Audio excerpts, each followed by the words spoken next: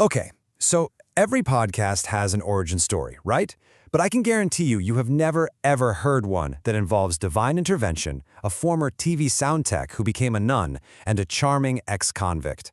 Today we're diving into the absolutely bizarre and, you could say miraculous, beginnings of the podcast Petricor. And the wildest part, this story is told entirely as a musical.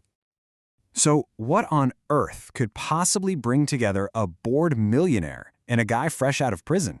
It's a classic odd couple setup for sure. One has literally everything except a purpose, and the other has nothing but a real talent for getting into trouble. The answer, it turns out, is a shared feeling of just being empty. And, well, a holy intervention from the most unexpected source you could possibly imagine. First up, let's meet our female protagonist. She calls herself a muse of inspiration. But there's a huge problem. She hasn't actually found her calling. She's incredibly wealthy, just drowning in a sea of cultural consumption, books, TV, you name it, but she has no real direction of her own. I mean, that quote says it all, doesn't it? She consumes everything from highbrow literature to the trashiest reality television, soaking up tons of information and opinions. But all of that just leaves her feeling totally hollow.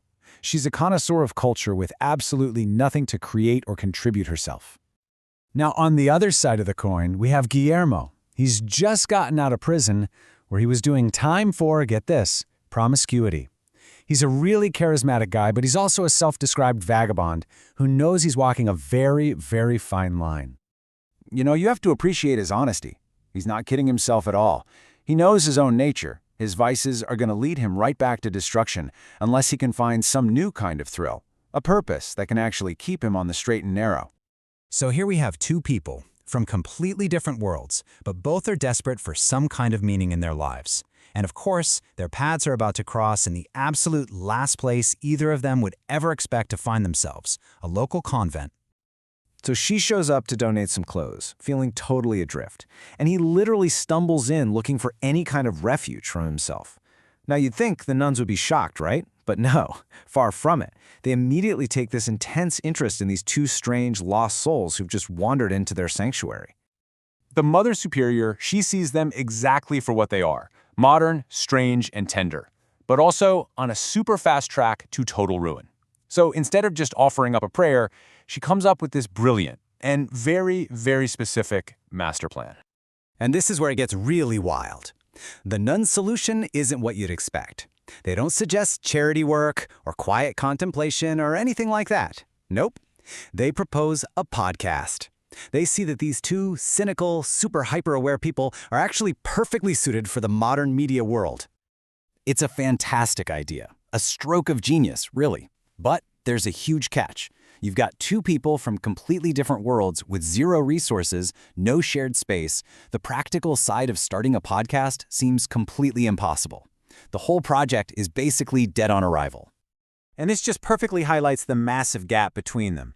His place is not an option, and her place is totally off limits. They've got the talent, they've got the idea, but they have absolutely nowhere to make it happen. It really seems like it's over before it even started.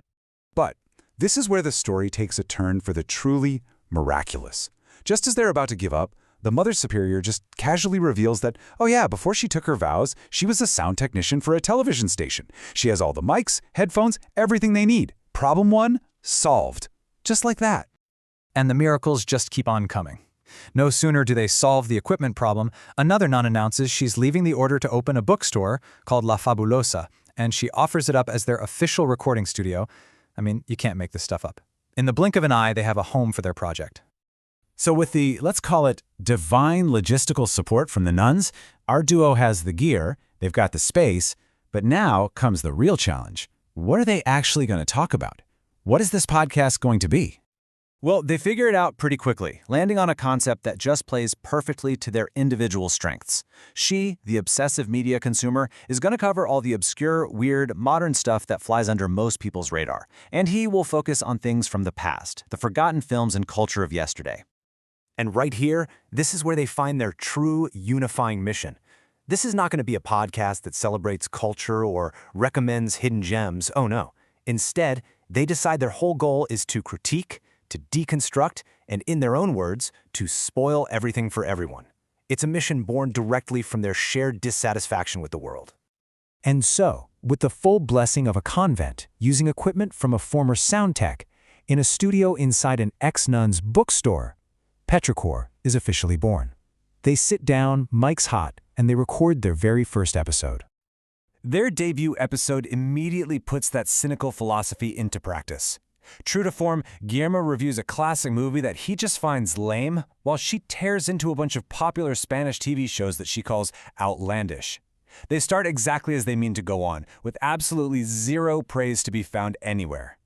And this becomes their simple, powerful mantra.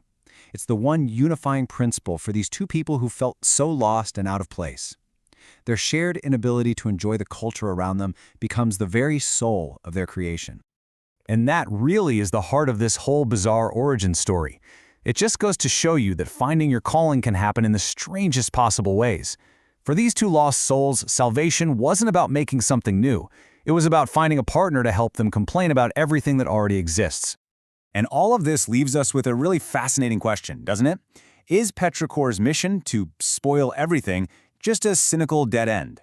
Or, in an age of endless content, is this kind of focused, shared critique actually a valuable new form of cultural creation all on its own?